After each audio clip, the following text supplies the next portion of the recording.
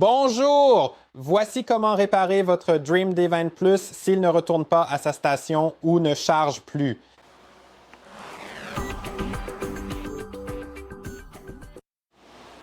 D'accord. Tout d'abord, divisons le problème en deux cas. Le robot ne retourne pas à la station et le robot retourne à la station mais ne charge pas. Je vais d'abord parler du cas où il ne retourne pas à la station.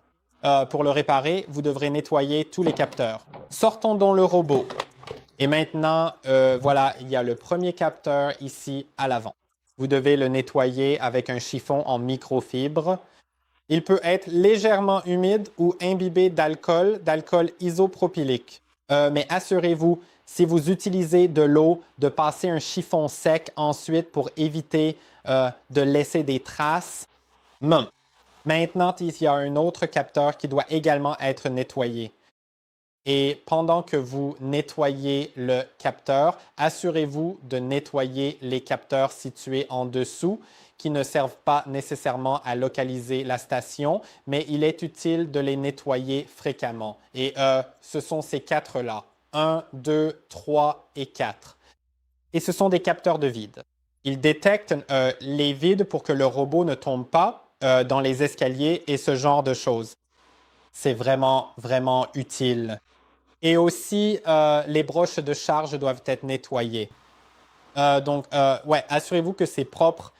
Ensuite, sur la station, il y a aussi cette partie réfléchissante. Je ne suis pas sûr si c'est un capteur ou une paire partie réfléchissante, mais assurez-vous de la nettoyer. Et ensuite, nettoyer les contacts de charge. Il y en a deux. Et maintenant, essayez de faire retourner le robot automatiquement via l'application. Maintenant, avant de le faire, assurez-vous également de quelques points. Tout d'abord, que la station est sous tension, qu'elle est branchée sur le secteur. Cela devrait être indiqué par ce voyant qui s'allume si le robot n'est pas dans la station. S'il est dans la station, les voyants ne s'allumeront pas.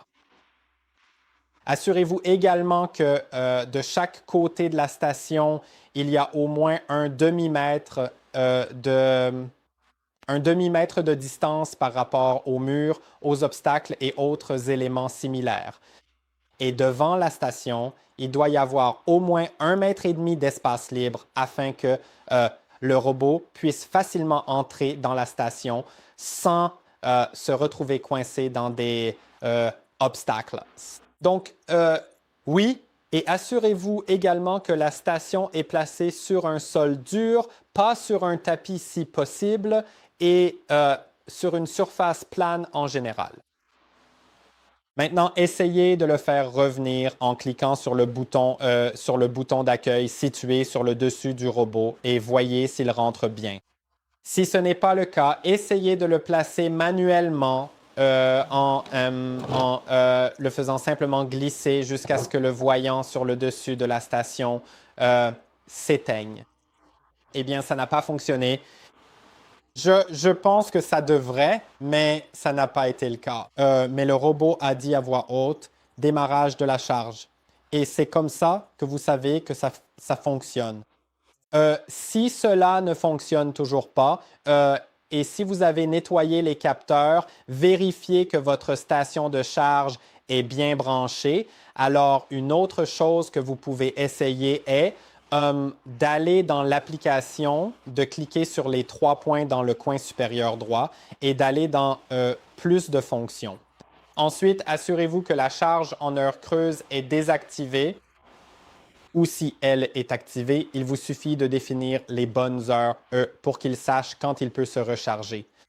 Parce que si elle est réglée sur les heures creuses, alors il ne se rechargera tout simplement pas pendant certaines plages horaires. C'est tout. J'espère que cette vidéo vous a aidé. Pensez à liker, vous abonner et à la prochaine.